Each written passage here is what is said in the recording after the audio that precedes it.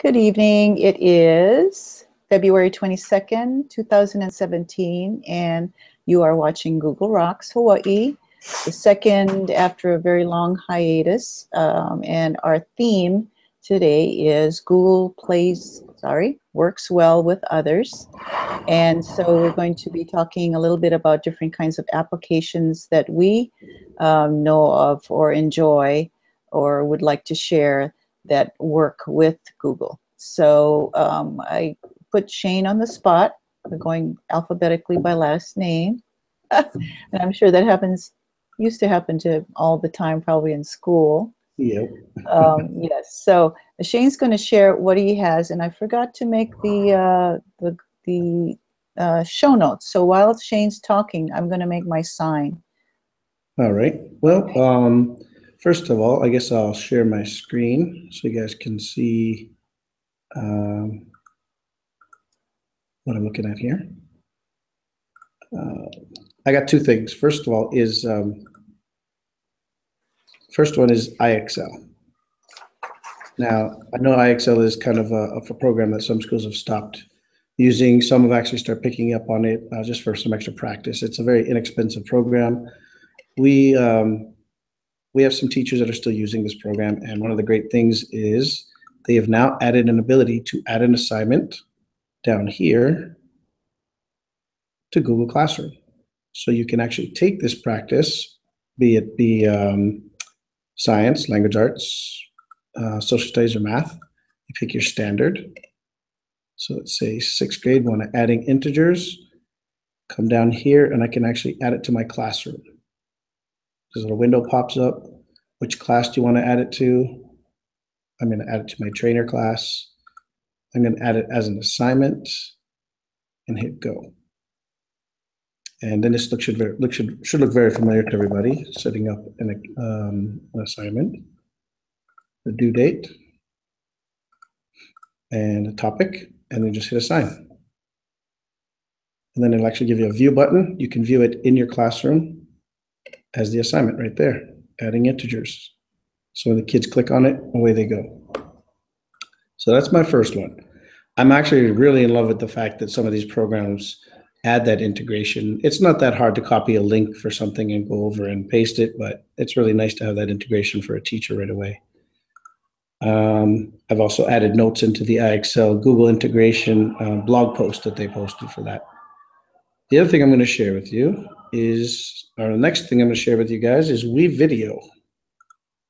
So I don't know how many of you are using WeVideo. We've just started to investigate this. I just actually got approved my accounts to use this for my media crew kids. As we're going away from any kind of laptops, we're into Chromebooks. We're finding that we can't use iMovie anymore. So we're going to try out this WeVideo. What's great about this and the way it plays nicely with Google is that you can actually import and export videos from Google Drive. So if I go ahead and hit import, it'll say I can find on my computer, or I can go to any of these social media sites and integrate from there. Click on my Google Drive. It'll pop up. Any second now that I'm on the wireless.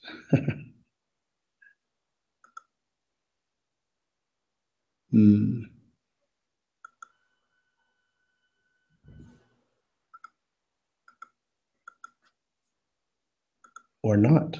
Maybe it won't pop up.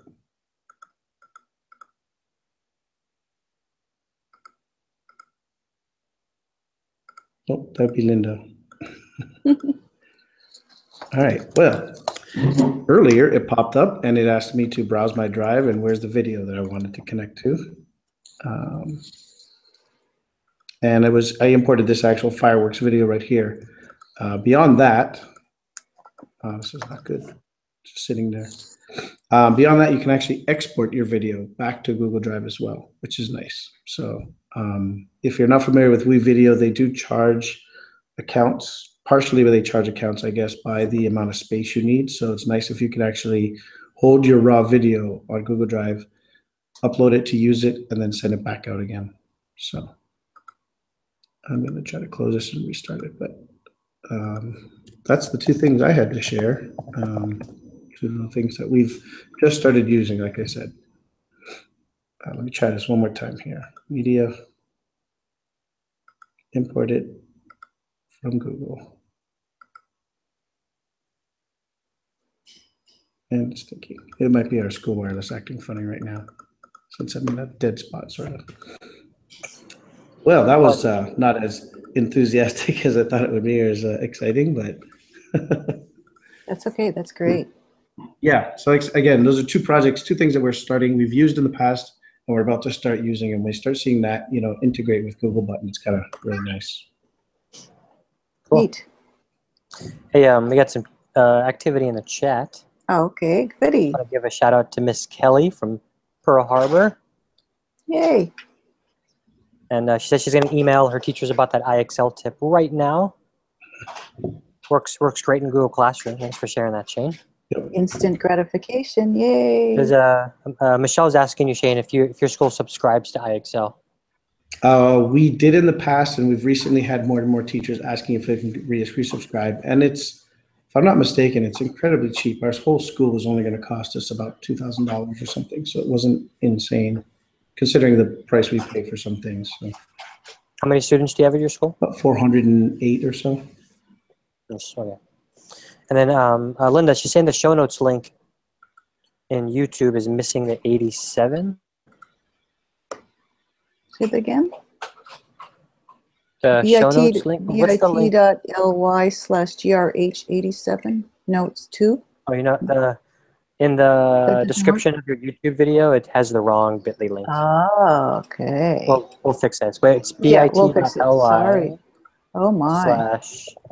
/grh notes 87. Is that what it is? No, GR87 notes. GR87 notes. Okay, while you're talking, I'll fix it.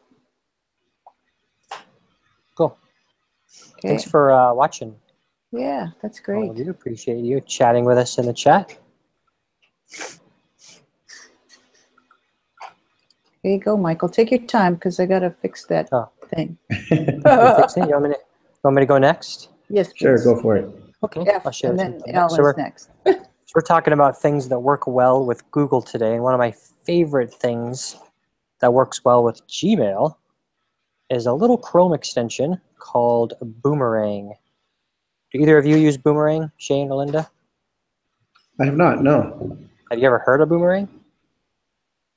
Can't say as I've had. Then you're in the right place, because I'm going to Something about Boomerang. Something to do with Gmail. Yes, it's a Gmail. Yeah, something to do with Gmail. So it works with Gmail. And actually, there's a Boomerang for calendar, which I haven't checked out yet. I'm actually going to check that out after we get off this Hangout tonight. But let me show my screen. So I'm going to go here. So Boomerang. So Boomerang is the Chrome extension. So you can find it in the Chrome web store. Just search for the word Boomerang, like the thing you throw in the air. And there's a Boomerang for Gmail. There's also one for calendar, which I haven't checked out yet. I might do that later. But it's a really cool extension that works with Gmail. And it does a couple of things. This is the website here. If you go to gmail.com, that's the website. And essentially, it does a couple things. So one of its main uses is the ability to send your emails later. So you can actually schedule an email to send at a specific date and time, or you can, there's a couple options. I'll show you when I get into the actual, into an actual email. But yeah, so you can schedule emails. So I use it a lot for that if I want to set up an email to go at a specific time tomorrow morning. And I'm about to head out the door and I don't want to forget to send that email out. Boomerang works great for that. You can also have it remind you about an email that you sent if you don't hear back from the person that you sent it to, which is also really great. So it's kind of like a read receipt. And I think it does utilize read receipts, but there's a couple extra things that it does in terms of reminding you based on how other people respond to your emails. So it does that. And then the other really cool thing is this fairly new tool called Respondable. And it'll actually rate your email, like how you type out your email, and it'll give you a rating based on how likely other people are to respond to your email. And you can see some examples there. I may need to zoom. Oops, that didn't really work too well. Can I do this? Yeah, kind of zoom in here. So you can see subject level, word count, question count, the reading level that you're writing at, how positive, if you're using a lot of positive words versus negative words, politeness and subjectivity. So it rates all of those things based on the body of your email, and then it gives you a rating on how likely other people are to respond to that. So that's a pretty cool feature if you want to perfect that email before you send it out. So I'm in an email here, like this. And if you do have Boomerang, you'll get these extra options along the bottom of the email. I don't know if you can, I'm sorry, that's my son playing with toys. I don't know if you guys can see that down there, but there's a send later button and then a couple of options there. So you have the option of sending the email later, so you can schedule it ahead of time. And you see there, let me zoom in on this a little bit. There we go. So you can pick a specific day and time, or you can say tomorrow morning, tomorrow afternoon, send it in 2 days. You have a couple of preset options there. And then you can also boomerang it, meaning you can have it remind you about the email that you sent at a certain time, and based on, I got some noise there. Let me mute Some Shane. background noise. Mute yourself, sorry, Shane. Yeah, could you mute yourself, Shane? No worries. And then, yeah, so you can have it remind you about an email you sent. So, for example, you could say, in 2 days, if the person doesn't reply back to me, I want a reminder about that. Or if the email, if the person didn't click a link inside the email, or if the person didn't open the email, or you could say regardless of any of those things, I want you to remind me. So it's a pretty cool feature, and it's sort of like a read receipt, but you have a couple extra options there based on how people might respond to your email. And I use this quite a bit with all the emails that I have to send on a daily basis, but it's a great tool and works well. Isn't there a limit on what you can do? Or I thought there was a limit. We tried it. It's free, right? Yeah, it's a free extension. I'm trying to see if there's we have like a pricing structure. Let me check it out here. So basic gives you 10 messages per month. You have the ability to send later. You can boomerang reminders. You have the response tracking, the read receipts, the click tracking, and you can use respondable. And then there are some paid options where it goes from $5 a month to 15 to 50 a month. And that gives you like more advanced options for respondable. You get premium support, something called a toolbox. I mean, it's things that I really have no use for. I get away just fine with the free basic version. Mm-hmm. So you're talking about 10, there's also 10 emails a month? I think so, yeah. It's like, it says 10, they're called message credits, I guess. So you could use it with up to 10 emails a month. Maybe that's where I went bad. I wanted to do more than 10. I don't use it. I don't use it that much, I guess. Yeah. But $5 a month gets you unlimited, and then the payment plans also give you mobile access. And I remember they just sent an email recently about some of the things they have going in 2017. I think they're going to release a mobile app too. So I'm kind of excited to see what that looks like. But yeah, so that's a great tool that works well with Gmail. Neat. Very good. Okay, I guess I'll go next. I see Michelle is in the live chat. Well, I don't see her in the chat, but I see that she's added a box to the notes, which is bit.ly. I don't know if you can see that in back of me. I couldn't find a thick pen. bit.ly grh87 notes 2, and I did fix it so that it works now on YouTube. I gave the right. I changed it to the right URL, so that should be working now. So let's see. So what I'll do is I'll go ahead and do mine, Michelle, and then unless I'm not looking at the chat, what do you see, Michael? Any comments from Michelle about it? I don't know. Does Michelle want to come on? Put her on the spot again. But anyway, what I'll do is I'll go ahead and do mine, and then maybe Michelle can decide whether she wants to come on, or we can do a give and take via the live chat. Is that okay? Okay. Alrighty, so I have a couple of things to share, and both of these are things that I love. I'm going to try to put on the AirPlay mirroring and share my what's going on my iPhone,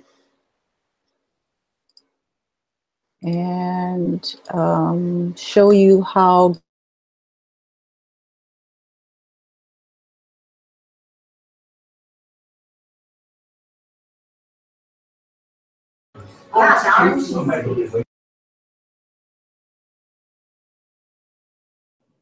Oh, technical difficulties. Filler. Space filler. I think she locked up her computer by trying to connect her phone. Shucks. She's trying to show us some stuff with Google Photos.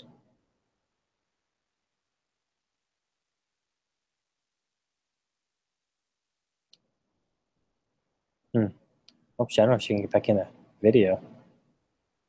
What do we do? Ad lib. Let's see. Let me. What else is in the notes we can share with them? Oh, there's a great additional resource at the bottom of the notes by Shake Up Learning's Casey Bell, or Casey Bell Shake Up Learning. 35 awesome apps that integrate with Google Classroom. Here, let me screen share this. You guys can check this out. If you're in the show notes, it's at the very bottom of the show notes. Whoops. Wait, let me cancel that and redo that. Sorry, guys. I'm sure nobody did that. I'll figure it out. There we go. You see that? 35 apps that integrate with Google Classroom by Shake Up Learning. So she's and she's constantly adding to this list, I think, too, as more third-party services connect to Google Classroom, like iExcel. Nice. Let's see down here. So here's the start of the list. American Museum of Natural History. Cool. What's that? Buncie's on there. That's kind of cool. Yeah, Buncey has a great presentation tool. Mm-hmm. Google Cultural Institute. It's another great one. You can shoot resource. Hey, there she is.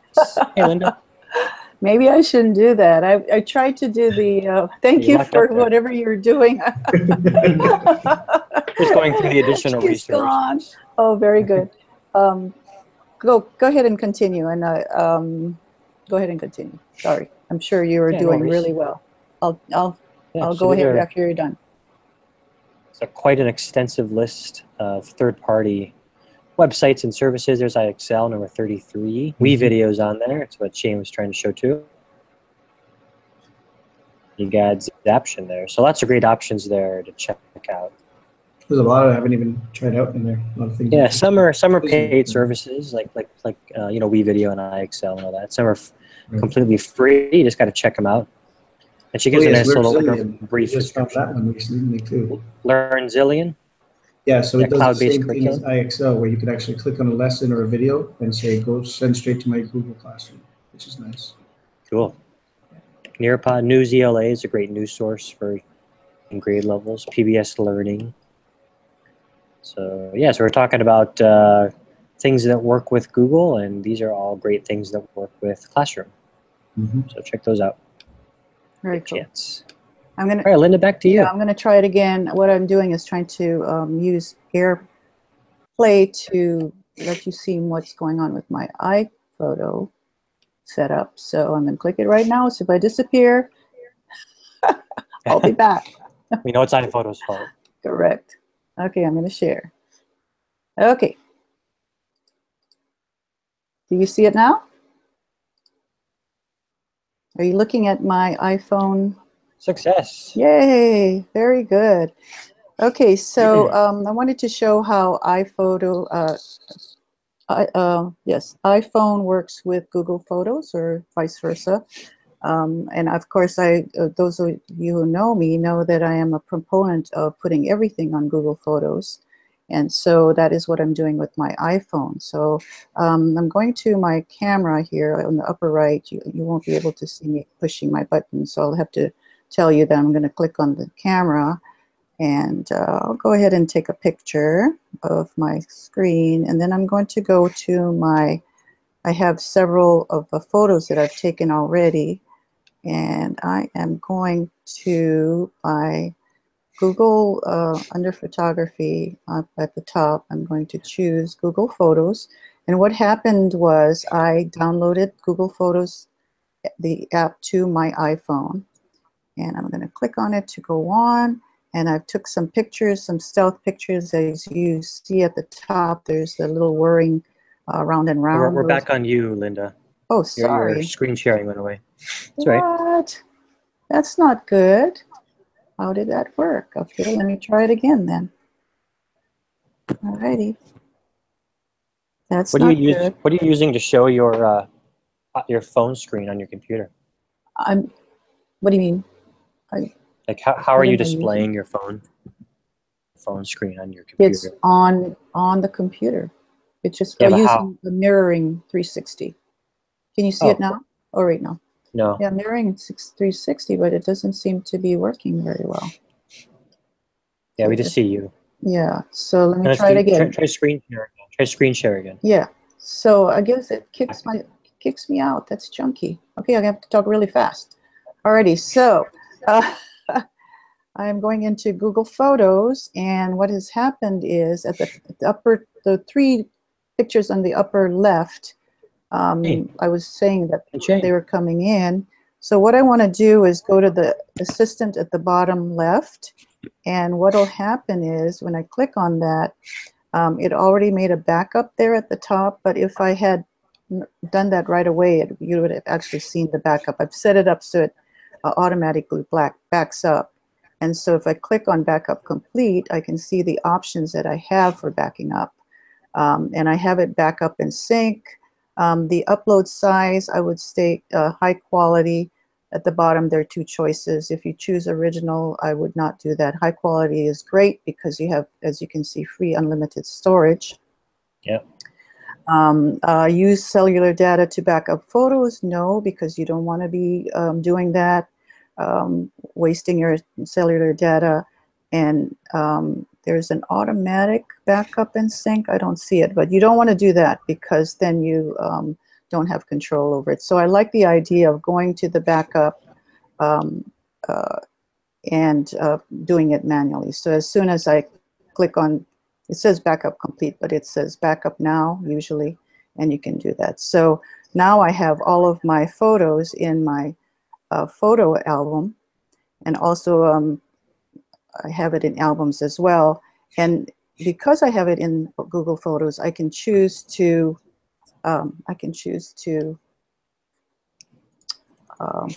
delete from my phone. So that's a really cool thing. You just have to be really careful about that. So that works really nicely. And then I wanted to show you BitMoji, which is really cool. Let's see. And of course, I don't have it set up, but I will. All right, I'm going to share it. Alrighty.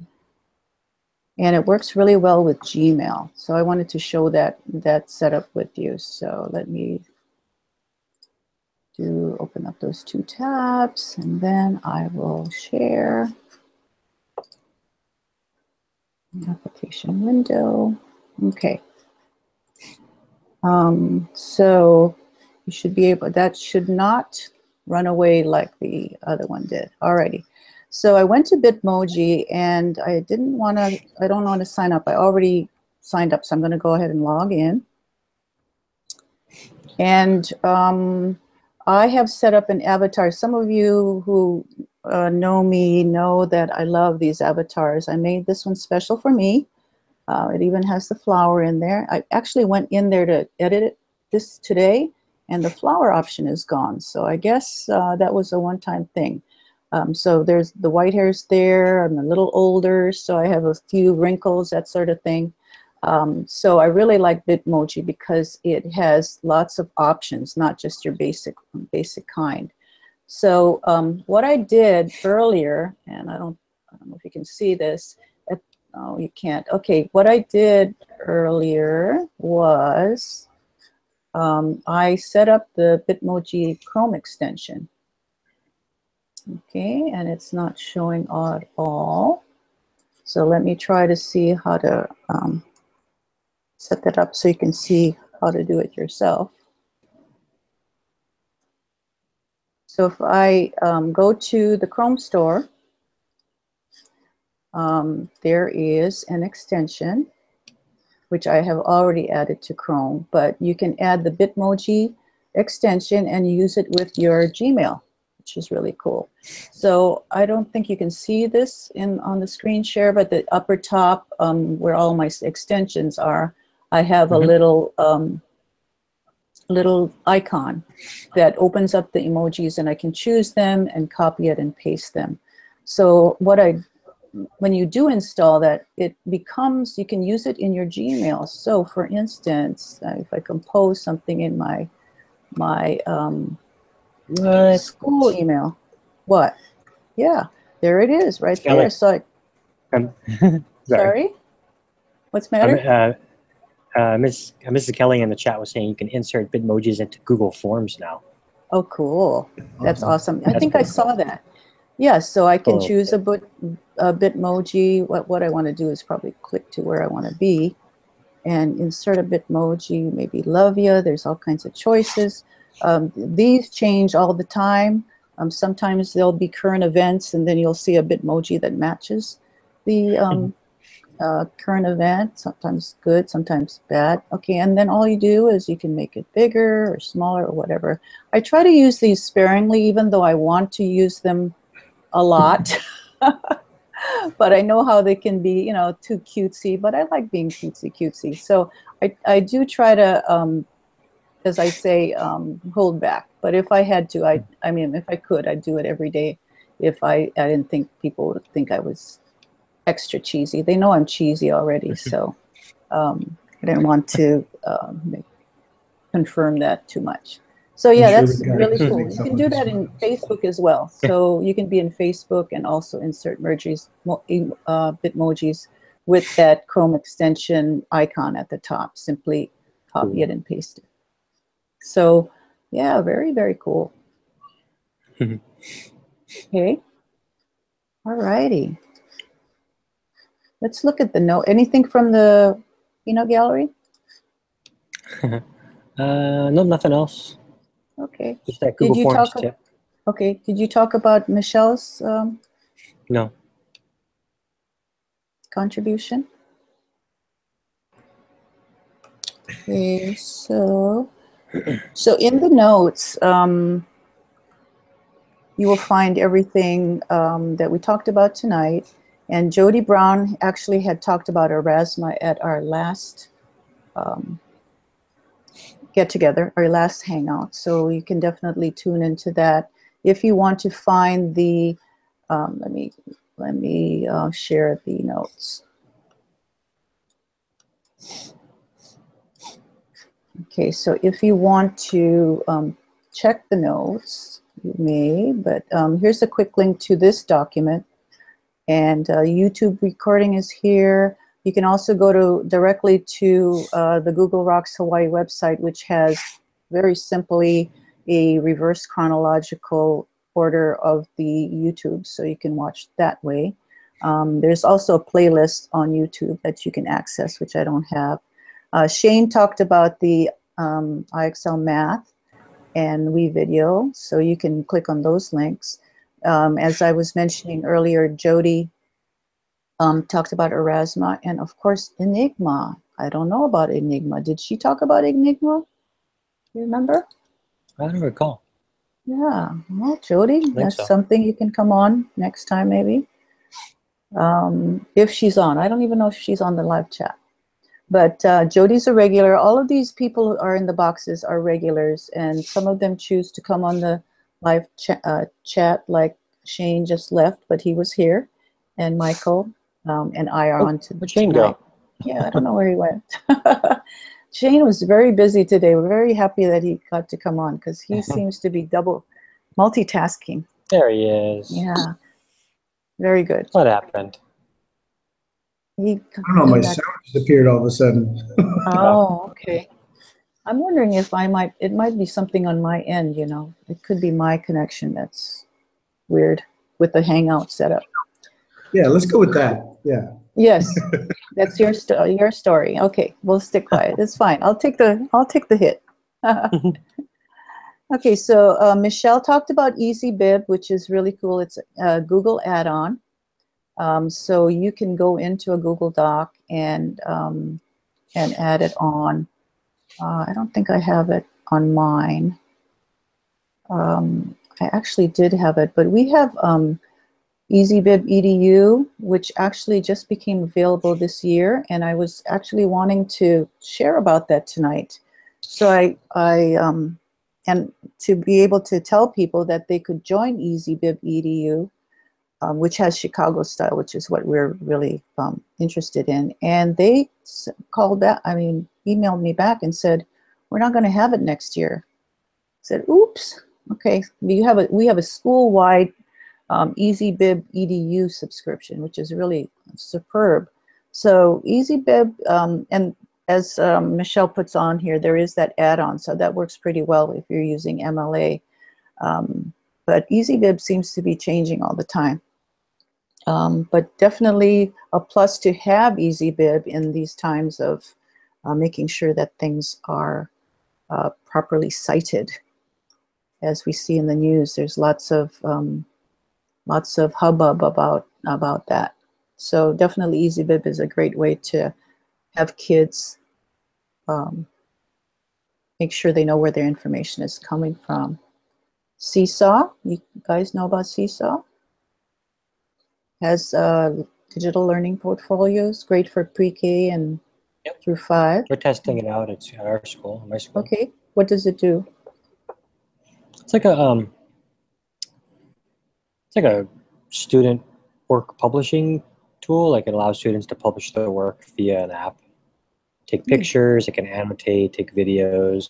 There's a parent communication piece built in where parents can see their child's submissions and comment on it and like things. And Is it free?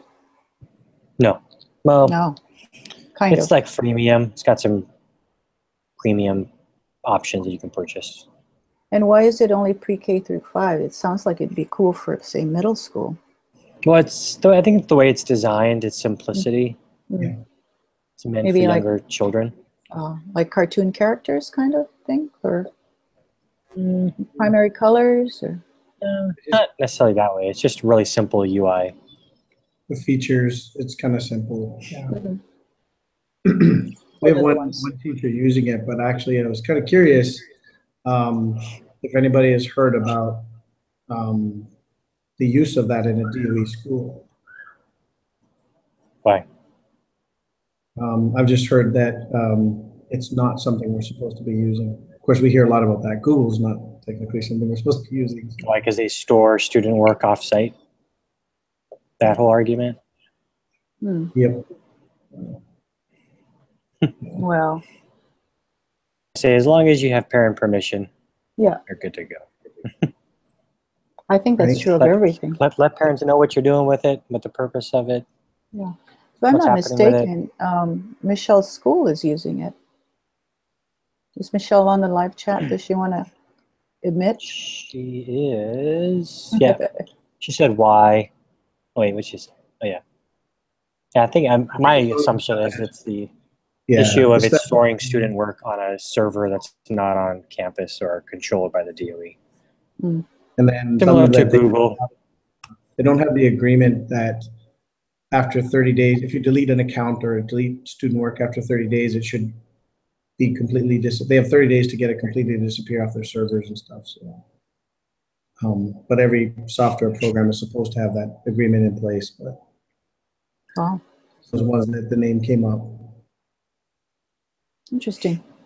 Yeah, I'm sure they're trying to steal all of our kindergartners' crayon drawings. You know how valuable that can be. Masterminding it for evil things. Well, it's a privacy issue, right? It's always a privacy issue. Yeah, it's a privacy issue. Yeah. Okay, and Michael talked about Boomerang. I think I'm going to go check it out again. It's been a while since I've tried it, so. Yeah, I'm going to check out let's see. Boomerang for calendar. I don't know what that's all about. Yeah, yeah. And then I talked about how Google Photos is great and works really well with iPhone and as well as Android for transferring things pretty easily, backing up pretty easily. And BitMoji, I put a couple of links up there, the Chrome extension that I talked about, and how to download the app so that it'll be on your mobile device. Okay, I think we covered everything. Does anybody have anything else they might have thought of that having to do with anything? It doesn't have to be. I think we pretty much Jody did. is in the chat. Jody is saying Okay. that she just wanted to make sure to explain that Enigma is a QR generator. A what kind of generator? QR generator. Ah. I wonder if it's the best that she recommends. Hey, if it's coming from Jody, it's probably the best. I know. Okay. I'm going to try it because there are a lot of them, and sometimes they don't. In fact, I just ran into one that it did a QR code of something else, something they wanted to sell me. You know, which is really, yeah, that's the first time I encountered that. So I'm guessing that it could be a little bit dangerous. Speaking of that. Always a sales pitch involved, right? Always, always. Okay. Do you guys know? I can't find it in mine. Maybe it's only for Android, but I know Enigma is a QR generator, but I think they were supposed to update the Chrome app so that has a built-in QR code reader. Really? Is that in your Chrome browser on your Android, Shane? Let me check. You have an Android, right? Yep. Because I can't seem to find it on the iOS side. What it's supposed to look like. Let's take a look. I mean, it's supposed to have a built-in QR code, or maybe it's going to roll out. I don't know. I was just thinking about that when Jody was talking about the QR code generator. I still use the app. Which one am I using? Shorten Me, or the extension. So it works for me. So. Shorten Me? Yeah, Shorten Me. It's a Google extension. One click, you can get a shortened URL, and another click, you can actually get a QR code as well. So. Oh. I'm not actually seeing it. That's SHORTEN? Yeah. Yeah. And actually, it's kind of funny. I pushed it out. Yeah, shorten, I think, shorten.me.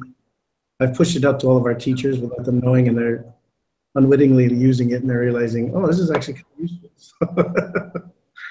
Yeah, this is neat. It's actually without the E in shorten. Yeah, shorten me. So what you would do is put your URL in there, or an email, or a phone number, or a snippet.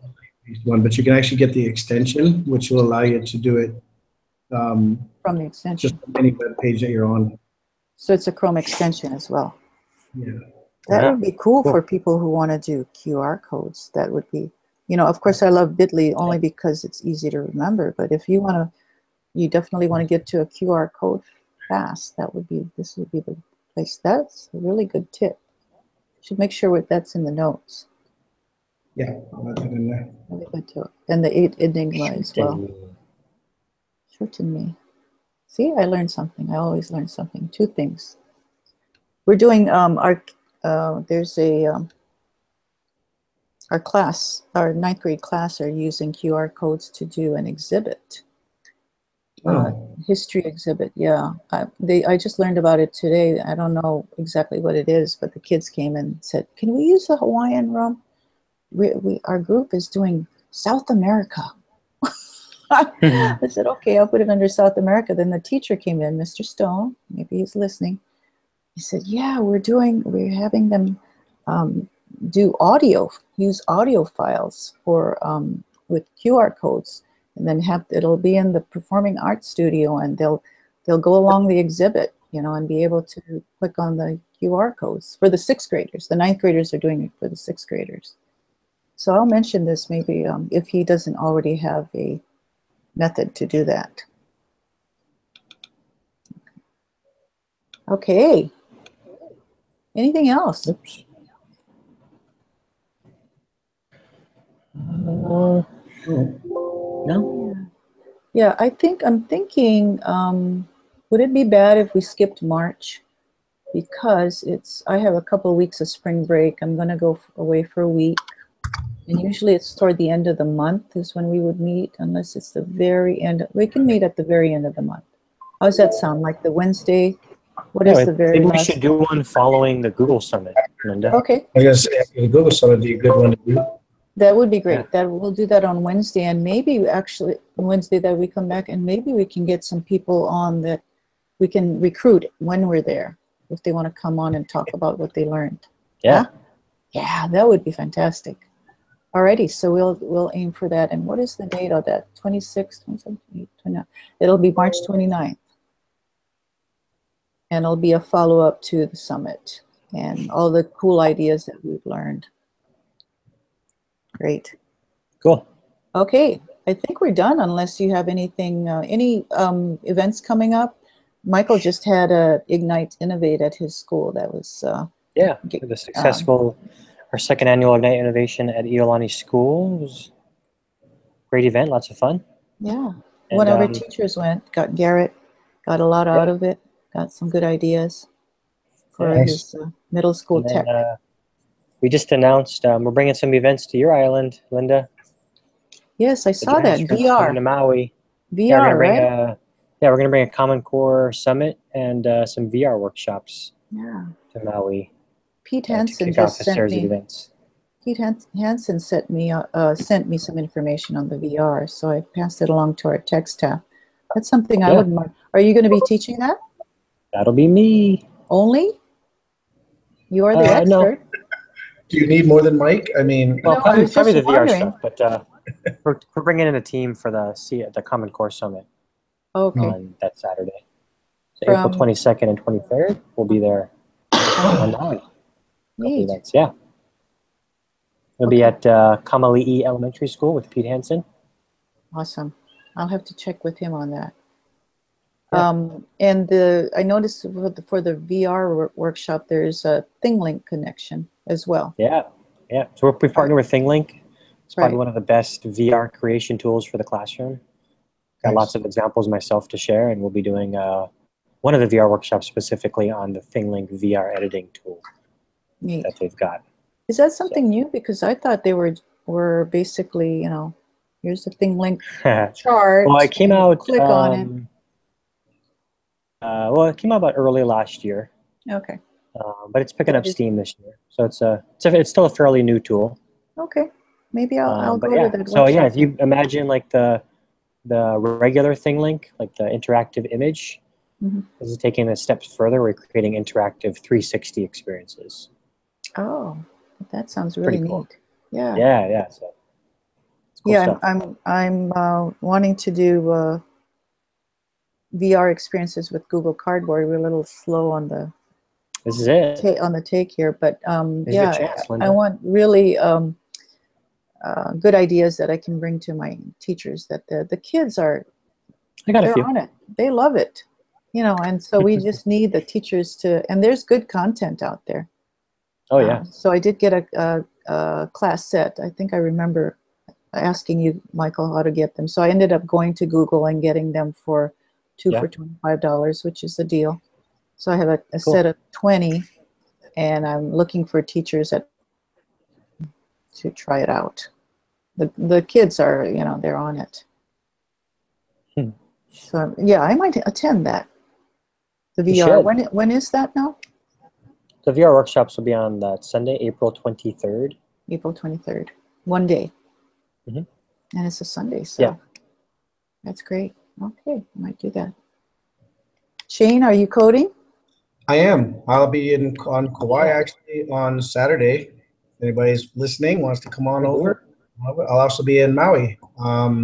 Kalama Intermediate School is going to host us, and we're going to have hopefully get a whole bunch of people up there. So that'll be we'll be at Kalama March 11th, and then I'll be this Saturday. I'll be in Kauai. Awesome. Very good. Very good. Okay, I think we're done. I don't have anything coming up other than GAIF is my next step, I think. Oh, although we're having, I think, yeah, GAIF is my next thing. Oh, this is not GAIF anymore. It's G Suite. G Suite. Hawaii Summit featuring Google Apps for Education, right? No. Right. Yeah. Google, something like that.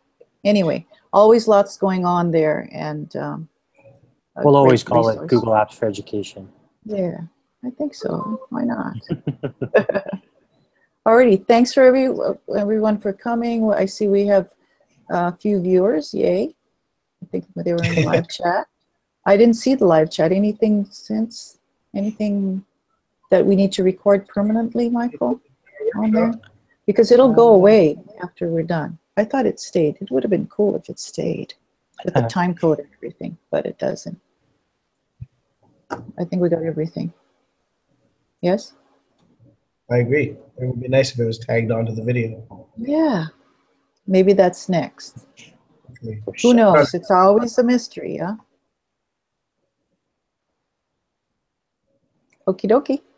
I hate that you can't put links in the chat. Sorry? It won't let you put links in the chat. What? Just to prevent spam.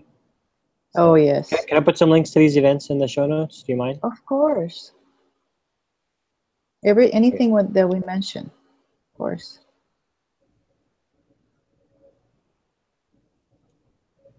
And you have something coming. Wait, no, Michael, you have something coming up with Alice Keeler? Oh, yeah. So we're planning, I'm bringing Alice Keeler to the island.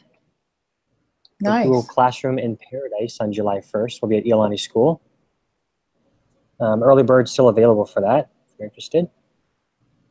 And then we're just about finalizing our session schedule. So we have a handful of presenters we've selected. We've put the call out, or the acceptance is out, and trying to confirm those before we get the schedule together. We should be announcing that pretty soon. But yeah, I'm excited to have Alice Keeler on the island. That is nice. Google Wonderful. Sheets queen and all around Google blog poster. Yes. On Twitter. She does not sleep. I know she does not. Yeah. She's like Casey Bell. They must have the same kind of setup. Yeah, really. I guess I should mention April 8th, where the Hawaii Association of School Librarians, there'll be a spring conference, since we do have librarians in our midst. And actually, I think Michael will be presenting. It's going to be on makerspaces. No, I won't. You aren't? Unfortunately. Oh. No, I will be leading the Schools of the Future conference. No, I'm talking about April 8th.